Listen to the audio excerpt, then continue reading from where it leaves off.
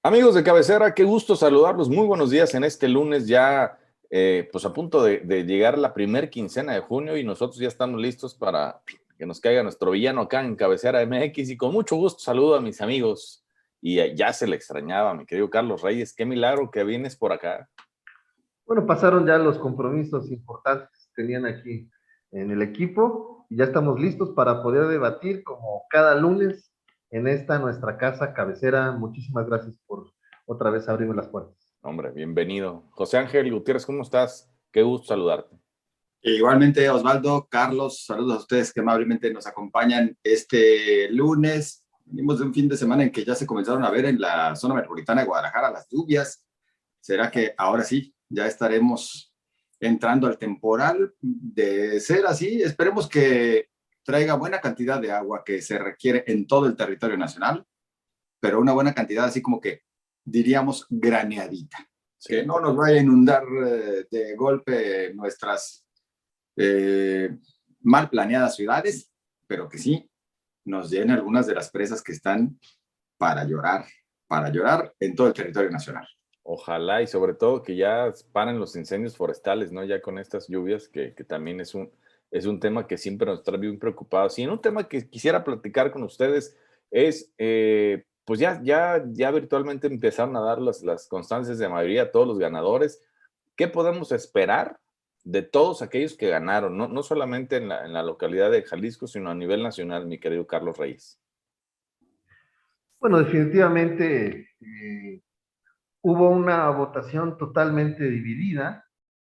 Hubo muchos, definitivamente el gran ganador es Morena, salvo pequeñas excepciones. Yo había debatido aquí en el timbre. Yo calculaba 150 diputados federales, no fue así, se fue más alto, pero perdieron 50 diputados federales finalmente. Pierden el control absoluto de la Cámara y ahora van a tener que empezar a hacer negociaciones de distintas maneras con las fuerzas políticas, que es donde se va a poner interesante, ¿no? El presupuesto es lo que más les importa a ellos, por claras razones, y pues prepararse para el 24. Pareciera que no, pero en diferentes estados donde aún hay gobernadores que les faltan los otros 3 años también, las sucesiones se adelantan, ¿no? Y lo interesante de todo esto es cómo va a perder el poder en su cuarto año de gobierno Andrés Manuel, porque es ahí donde van a empezar a tejerse todas las salidas, todas las alianzas hacia el territorio, quién va a controlar a los gobernadores, y es en ese entonces donde hay que pensar qué esperamos de todos ellos. Definitivamente, quienes hayan ganado con Morena van a esperar generar un presupuesto muchísimo más a favor de ellos respecto a que tener el control de los programas sociales, a seguir con el tema clientelar, pero vamos a ver quiénes de ellos realmente tienen la capacidad para buscar desarrollo para sus estados, sus municipios y los congresos, cómo se van a comportar también. Y lo interesante también es los que ganaron las oposiciones, ¿no? Por ejemplo, cómo fue Nuevo León, que ganó Movimiento Ciudadano con un margen alto, y definitivamente veremos si así como se dice de los propios amesistas, que el de Jalisco es un gran ejemplo y un gran gobierno, que bueno, se rompió aquí también una, ¿cómo podemos decirlo? Pues algo cíclico en lo cual generalmente había cambios en la zona metropolitana a la mitad de los gobiernos, y bueno, ya vimos que se puso más firme el Movimiento Ciudadano en Jalisco es el ganador. Habrá que ver si de verdad ahora hacen un buen gobierno en Nuevo León, porque no es lo mismo ganar una elección mediante redes sociales, que ahí se ayudaron las redes sociales con la esposa del candidato Samuel García, a la hora de ya estar enfrente, aventarte el tema de quererte salir del tema fiscal, de querer casi sentirte ya no mexicano, sino únicamente regiomontano, ¿no? Tienen tienen una tarea súper compleja los candidatos ganadores todos, porque a partir de que tomen protesta tienen que legislar para todos, gobernar para todos, levantar la mano cuando no estén en el camino correcto las decisiones federales, estatales, municipales, Y bueno, pensar siempre en el beneficio colectivo de los ciudadanos, ¿no? Creo que tiene una gran responsabilidad, sobre todo por la parte histórica que vivimos en México. Un país politizado, un país dividido, un país que necesita la unidad de un liderazgo importante. Necesitamos unidad definitivamente en todos los sentidos, no solamente desde la política, sino también como ciudadanos haciendo lo que nos toca, ¿no? La violencia sigue creciendo, no hay forma de pensar que estamos mejor, porque cada vez vemos muchísimo más violencia y lo peor, impunidad. Una impunidad terrible, dolorosa. La pobreza ahí está, el sistema clientelar va creciendo y lo que nos toca ver, como decía Octavio Paz, que ahorita últimamente ha estado también ahí muy famoso en el Twitter, Octavio Paz decía que el PRI era el logro filantrópico y ahora el logro filantrópico se convirtió en Morena. Pues sí, esa filantropía de repente puede ser un poco desviada de su idea original. Y en este tema que aborda Carlos, quisiera preguntarte, José Ángel, el tema de la seguridad, que es un tema que todos los candidatos, no hubo uno que no lo tocara. ¿Irá a cambiar algo con los que ganaron? No, y no va a cambiar porque simplemente, pues todos hablaban generalidades. A ver, díganme ustedes, yo he insistido, en principio, ¿qué se recuerda de lo que propusieron los candidatos? El que me pongan, del partido que sea. Sí, hubo algunas ideas, algunas propuestas, hay quienes hablan de fortalecer los C5 o instalar este tipo de sistemas de videocámaras, que hasta el momento no han traído casi resultados, salvo en la Ciudad de México. La experiencia que yo les puedo comentar y que todos conocemos en el caso de la zona metropolitana de Guadalajara, pues es que sigue quedando a deber bastante. Más allá de si sirven o no las cámaras, pues más bien qué tanta atención le pone el personal que tendría que estar al pendiente de las mismas. Pareciera que a veces hasta a propósito se les deja de atender y por lo tanto, pues el que las haya y no es lo mismo. Pero en general, cualquiera de las acciones en materia de seguridad que puedan emprender difícilmente mostrarán cambios en lo inmediato. No sé si a mediano plazo podremos ver avances en materia de seguridad y de qué manera, pero sí creo más bien que tendría que ser con una ayudita. México solo no puede. En este momento México solo ya no puede. Yo sí me voy en ese extremo. El país en este momento se ve cada vez más debilitado y no porque no exista la capacidad. Yo sigo creyendo que en las Fuerzas Armadas existe una enorme capacidad, pero no entiendo qué es lo que está ocurriendo. En ese sentido, entonces, más bien se requerirá alguna ayuda y no dudemos que venga muy pronto algún tipo de ayuda de alguna manera. Quién sabe cómo, pero vendrá. A nivel local, si me permiten también nada más así rapidísimo, les diría la experiencia que podremos ver en Jalisco, particularmente en la zona metropolitana de Guadalajara. Comenzaremos a ver la posibilidad de una policía cuasi intermunicipal, un experimento que harán Frangé y Lemus en Guadalajara y Zapopan, sumando fuerzas, los dos municipios de Jalisco con la mayor cantidad de elementos policíacos unidos. Esto podría traernos tal vez algún ejemplo de cómo a nivel municipal pueden comenzarse a reestructurar. Que traiga resultados, quién sabe. Pero insisto, a nivel nacional, tristemente seguiremos viendo un país conflictivo en este tema de la seguridad. Y obviamente nos ponemos a revisar el mapa electoral y nos damos cuenta que hay algunos personajes muy polémicos que ganaron, ¿no? Que deberían de generarnos una sorpresa. Primero su candidatura, después su victoria. En este caso, ¿qué opinas, mi querido Carlos, de Laida Sansores, la Lin May de la política? Mira, yo creo fervientemente que ningún candidato en específico a gobernador llega al cargo queriendo cometer errores o llega al cargo con una voluntad distinta de la que tenga que ver con sacar adelante a su estado. No amanecemos pensando que es chocar en la mañana el coche, ¿verdad? Sino queremos que todo nos salga bien. Va a depender del modelo de gobierno que tengan. Si ustedes recuerdan, cada vez que tratamos temas, digamos, de gobierno, debe de existir un método, debe existir un modelo de gobierno, un proyecto de gobierno y sobre todo también deben tener herramientas eficaces que les ayuden a tomar decisiones, porque lo triste es que quienes llegan a gobernar, la principal herramienta que tienen es el instinto, y el instinto no te da buenos resultados. Y además, a pesar de que haya buenas ideas, a veces las ideas tampoco generan buenos resultados. Quiere esto decir que necesitan concentrarse en una convicción total para lograr un modelo de gobierno que sea con políticas públicas correctas, que estén armadas con método, que tengan su trabajo presupuestal primero, que revisen si va a tener beneficios directos o no, cuánto le cuesta al Estado y si realmente van a tener el seguimiento y la evaluación. En diferentes seminarios de evaluación de programas de gobierno, precisamente ven la diferencia entre quien tiene un beneficio y quien no, y cómo ha sido su desarrollo en el crecimiento dependiendo del programa social. Entonces, sí necesitan tener un método de gobierno para el cual puedan avanzar. Ahora, el tema de Sánsores es muy complejo porque es una persona que en lo general ha dado mucho de qué hablar sobre sus propias capacidades, sobre sus propias decisiones y su forma de hacer las cosas de manera pública. Definitivamente, creo que los ciudadanos tenemos que entender el mensaje de la elección. Los ciudadanos están contentos en el hecho de que le están quitando, que ese es el mensaje que dan, donde centran su posición los morenistas, es de quitarle a los privilegiados ese privilegio para dárselos a los de abajo.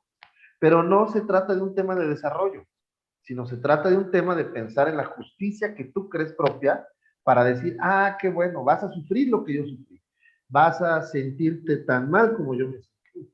No tiene una cosa que ver con el desarrollo real de la base social del país, ¿no? Entonces, en ese sentido, yo estoy convencido de que tenemos que darles una oportunidad, ya están gobernando, hay que hacerlo, como lo hemos dicho en muchas ocasiones, cuando llegan los gobiernos, tienen que tener nuestro voto de confianza para que tomen las mejores decisiones. Ojalá se hagan con método, que piensen cada una de las decisiones, que tengan su propia unidad de procesamiento político, que sepan qué están haciendo, cómo lo analizan y que tengan un score que se llama gobernabilidad.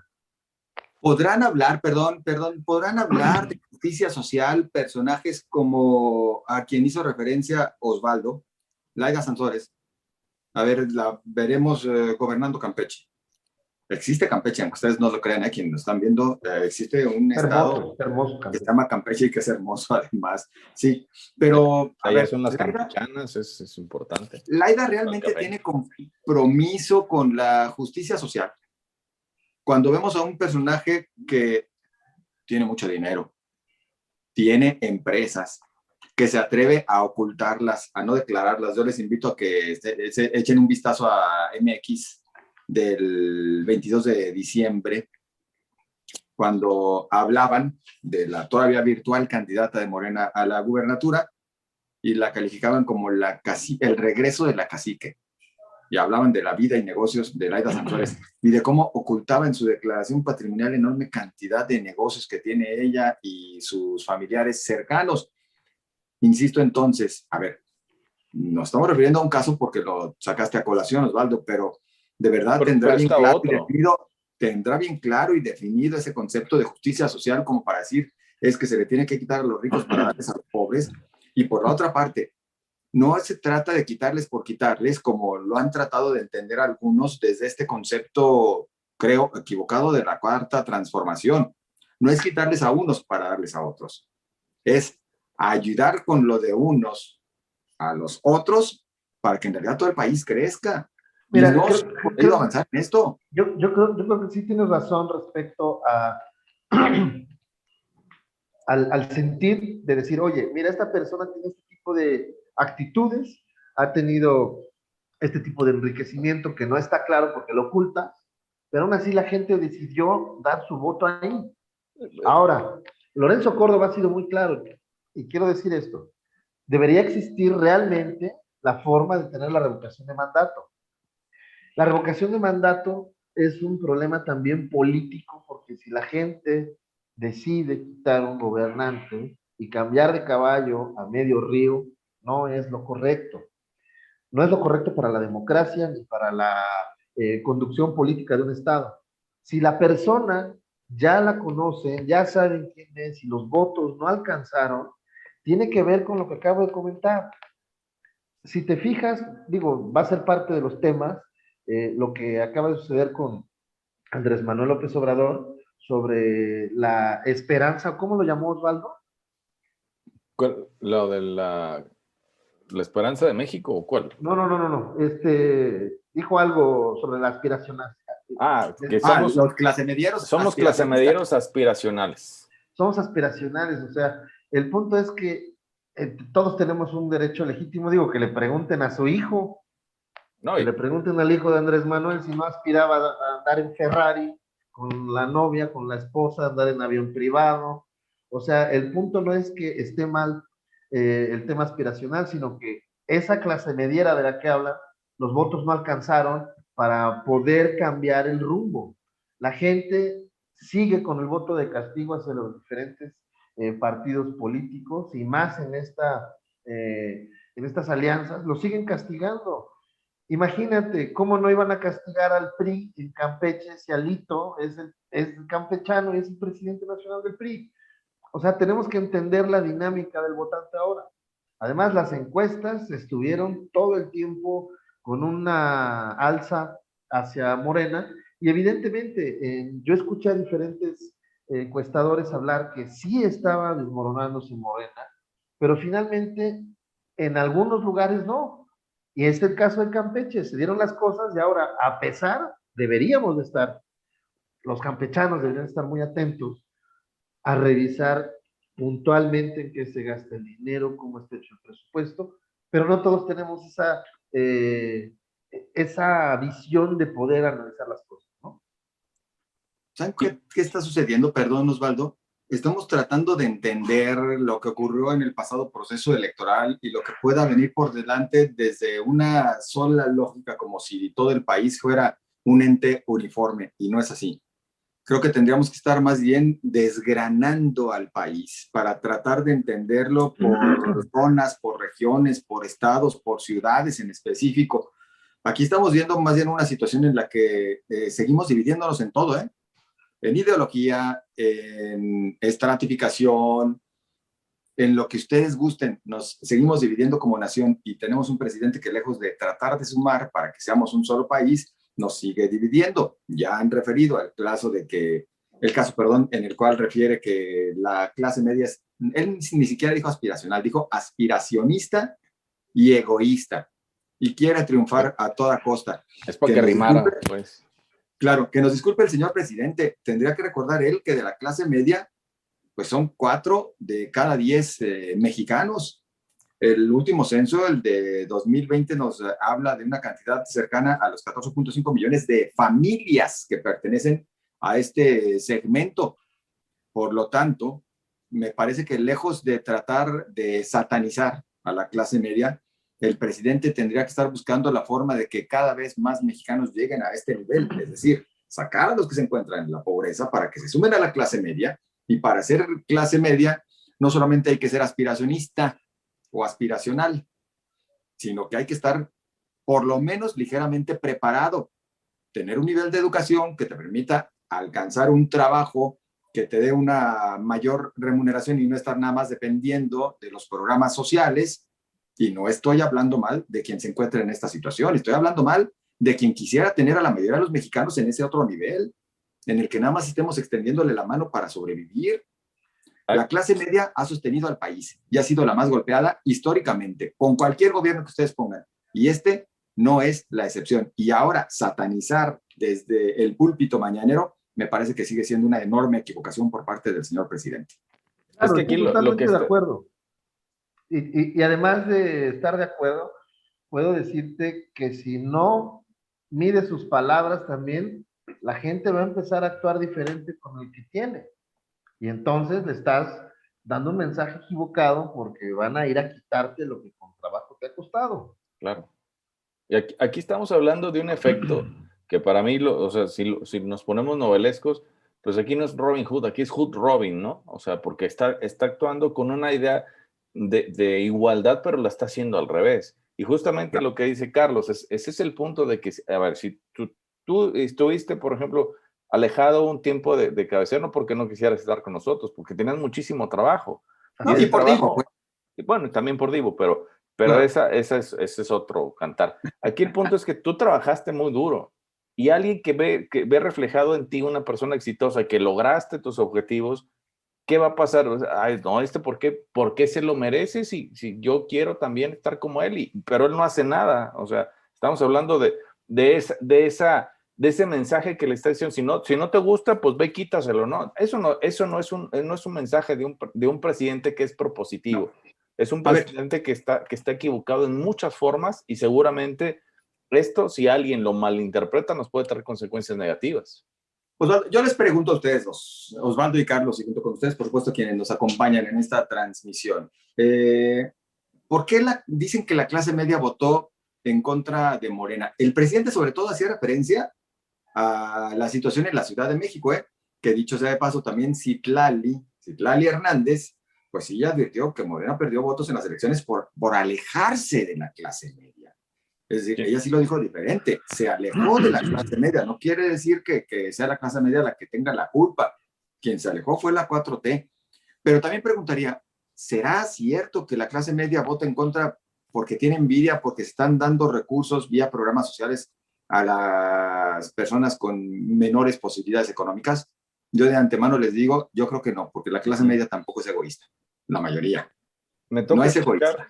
Me toca escuchar dos casos cercanos de personas que reciben apoyo de la tercera edad de parte del gobierno federal y dicen, conscientemente votamos por MC en Jalisco, no porque el señor nos dé dinero, es más, ni siquiera es su dinero. O sea, esa es la postura de algunos y eso me parece que es un logro muy grande que la gente se dé cuenta y entienda de dónde vienen todos esos recursos y a dónde van a parar. Entonces, esto no es un voto de castigo, me parece que es un voto un poco más ya pensado.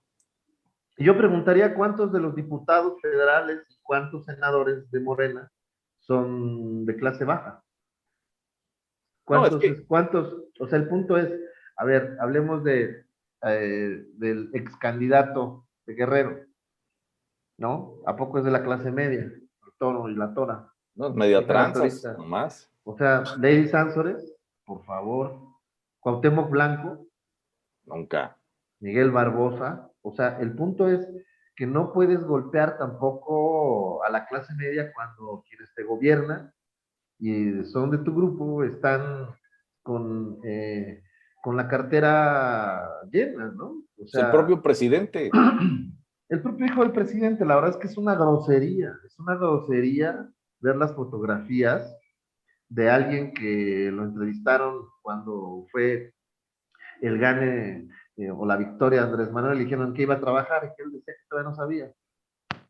Se casa con al año y medio ya tenía una fabricota, ¿no? De chocolates y cerveza. Pero que ni siquiera operaba.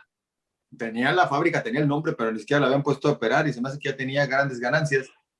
Pues es que está complejo. El punto es que no puedes aventar la piedra y esconder la mano. Eso es lo que yo no veo correcto. Además, ahora habría que preguntarnos también cuánto realmente van a seguir dejando sin patrimonio el Estado para venderlo y regresarle el dinero al pueblo, ¿no? Con el tema del INDEM.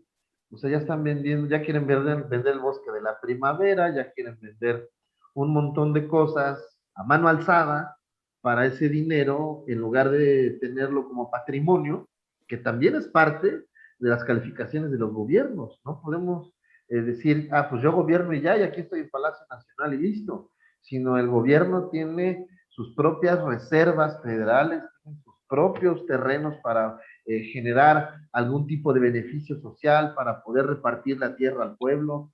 Tienen insumos que pueden ir subastando, sí, en el caso del tema vehicular, tienen que entender cuáles son activos y cuáles son pasivos y no arrasar con todo. ¿Dónde está el tema del avión? Ya se vendió el avión. ¿Ya se vendió? Sí, bueno, el que usaba Calderón, el otro, el viejito, ese ya se vendió. ¿Pero este nuevo? No, espérame, no, o sea, no, pero o sea, vamos a... Y ahora ya vieron la nueva rifa, va a ser nosotros vamos del pasado para adelante, entonces, hablando de eso, pues ya se vendió el avión que usaba Calderón, ese que se estaba destartalando, el Benito Juárez, Que yo creo que le ha de haber dolido mucho que haber vendido a Benito Juárez, ¿no?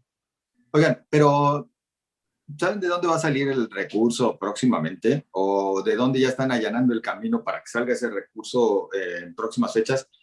Reiterando, yo creo que hay programas sociales que son por demás plausibles y que se tendrán que, a como dé lugar, defender por parte de todos los mexicanos. El apoyo a nuestros adultos mayores, yo sí creo que se les tiene que estar dando. Es regresarles un poquito de lo mucho que hicieron por su país, por su estado, por su ciudad. Ya está en la Sin lugar a Constitución, ya dudas. nadie se los puede quitar, ya es parte Bueno, del por eso, ya programa, está en la Constitución. Ahí es donde estaba el engaño en las campañas, porque decían, aguas, si votas por los otros nos los van a quitar. No, ya está en la Constitución, pero bueno, insisto, de cualquier manera va a requerirse recurso, porque además quiere garantizar dinero para una deuda de Pemex que además ya está insostenible, ya está en quiebra, está en números rojos y se le sigue metiendo dinero nada más por capricho. Se requiere también para el Tren Maya, se requiere para culminar el aeropuerto, pero en realidad ese dinero ¿de dónde va a salir? Este enroque que acabamos de ver en la semana anterior en la Secretaría de Hacienda y el Banco de México, bueno, y que será en el Banco de México próximamente, también responde a otro factor. Responde a que seguramente el nuevo secretario de Hacienda, que además es un hombre preparado, es cierto, es un hombre capaz también. Y se parece mucho a Benito Juárez, ¿se dan cuenta? Además, sí, como un plus para el presidente. Bueno, este nuevo secretario de Hacienda lo vamos a ver armando ya, si no es que ya lo tiene, una reforma fiscal, una propuesta de reforma fiscal que se va a enviar a la Cámara de Diputados y al Congreso de la Unión, y hay que ver en qué condiciones viene. Por lo pronto, seguramente, por desgracia, seguirán apretándole al sector que ha criticado la semana anterior el presidente López Obrador, a la clase media, porque es la que está cautiva, porque es a quien ya no pueden hacerle, no se puede hacer a un lado. Esa ya la tienen y es a quien le van a tratar de exprimir. ¿Cuándo vamos a ver más bien que se vayan detrás del ambulantaje, del comercio informal? ¿Cuándo vamos a ver que se vayan en contra de toda esa economía subterránea? Pues es lo que quisiéramos ver. Y por supuesto, que también a los grandes consorcios, a los cuales tanto ha cuestionado el presidente porque no pagaban impuestos, pues les cobren lo justo, lo indicado. Oye, Pero tenemos les un ejemplo aseguro muy que claro que si se pasan de lanza en la reforma fiscal que comentas, el claro ejemplo de lo que acaba de suceder en Colombia. Le metieron mano, sí. Y bueno, ya no hay miedo, evidentemente no hay miedo al tema de la pandemia. Nadie, que no ha acabado, no ha culminado, hay un tercer oleaje en Quintana Roo, pero sí es importante decirlo, la gente va a volver a tomar las calles. Quiero ver otra vez en marzo, los feminicidios siguen. ¿A qué quiero llegar?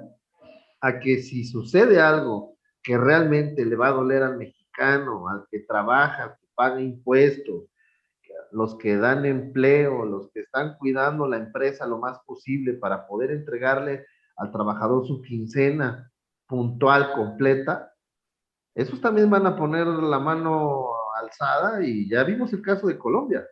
¿Qué pasó en Colombia?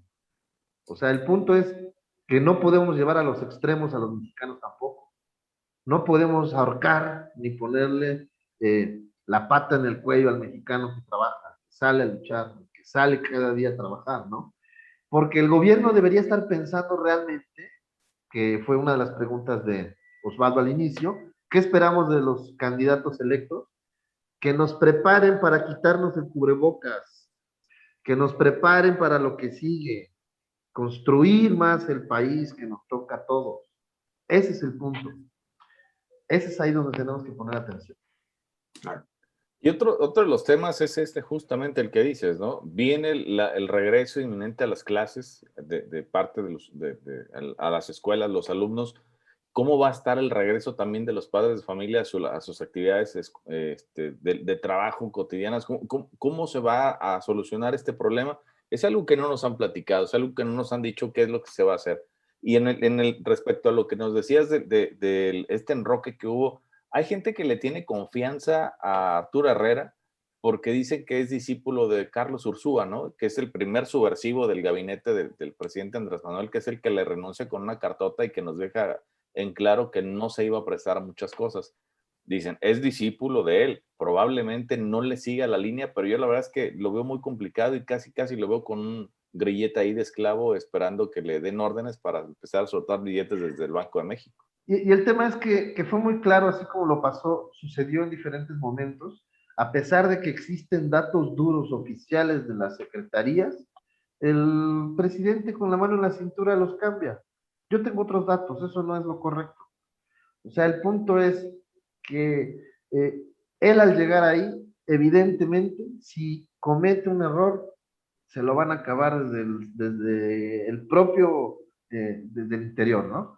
Van a tener fuego amigo, están preparando esta nueva reforma en la cual el Banco de México puede captar dólares de quién sabe dónde. O sea, ¿y para qué está el compañero Arturo Herrera ahí? Sencillo, para cerrar la pinza y poder terminar con esa reforma a la ley. Van a reformar el INE, si no están a gusto con el resultado de las elecciones, y quieren que pase otra vez a manos de gobernación. Me parece algo complejo, decisiones difíciles, porque definitivamente ya con 16 gobernadores, si no me equivoco son 16, ¿verdad? Los que va a tener ya. Bueno, Sí, ganaron 16. 13, ¿no? Más los que ya están. Sí, son 16. 16. Imagínate, tienen una pata y media dentro del 24. El problema va a ser ahora quién pone, porque se están desfundando sus propios candidatos. Pues ya lo vimos con la Ciudad de México. Sí, sí, Es el el tema. resultado de Marcelo Ebrard y de la propia Sheinbaum. Pues ya entró también Santiago Nieto, ¿no? Al quite. Ya es uno de los nuevos. Imaginen Santiago Nieto y Monreal, que también quiere. Sí, también. Ah, no, quieren un chorro, pero seguramente entre los tres referidos en principio sigue estando o comenzará a verse una parejera más clara. Otro que quería, pero pues que se desfundó bien gacho el año pasado, pues fue el señor que ya se fue de las despertinas, ¿verdad? Hugo López-Gatell. Sí, ya se nos fue. Que primero creció como espuma, después su petulancia y su soberbia lo comenzaron a afectar, y luego su servilismo y su postura más a favor de temas de política que al tema científico, que es el que le atañe, también le terminaron por dañar, pero también lo trataban de construir como un presidenciable, ustedes se acordarán. Si no como presidenciable, mínimo lo veían en la Ciudad de México como el posible candidato. Yo no sé si ya le da. Yo creo que ya. Como galán de telenovela, ¿no? Porque pues a lo mejor. Vaya gente que se le arrimó, incluso en esta despedida que él anuncia, que dicen mañana, lo dijo el jueves, el viernes mañana es mi última conferencia vespertina, y pues le llevaron serenata, le llevaron mariachi, le llevaron flores, bueno, casi lloraba, señor. Yo también, por un momento estuve a punto de soltar la lágrima. Conmovidísimo, no sé, bueno, Carlos, yo sé también que se puso ahí a tocar la guitarra de nostalgia. Déjame decirte algo importante. Se están repitiendo muchas prácticas del prismo, del viejo prismo, ¿no? De los 70, de los 80, en la cual se le debe de aplaudir, se le debe de agradecer al político, y creo que ya no estamos en tiempos de agradecimiento. Creo que tenemos que estar en tiempos de trabajo, de unidad en el país, que las fuerzas políticas puedan debatir ampliamente las ideas, que tengan consensos, que no se olviden de los empresarios y que tengan un plan. Ese plan es muy sencillo y se llama gobernabilidad. Tienen que estudiarlo, tienen que aprenderlo. A veces no entienden que no entienden y creen que saben, pero no saben. La política tiene que ver justamente también con su propio estudio, sus técnicas de gobierno. Prepárense. Hay muchos cursos, programas, universidades que tienen ejemplos claros de cómo llevar un gobierno a tener buenos resultados. No aplaudiendo. Así no se hace un buen gobierno.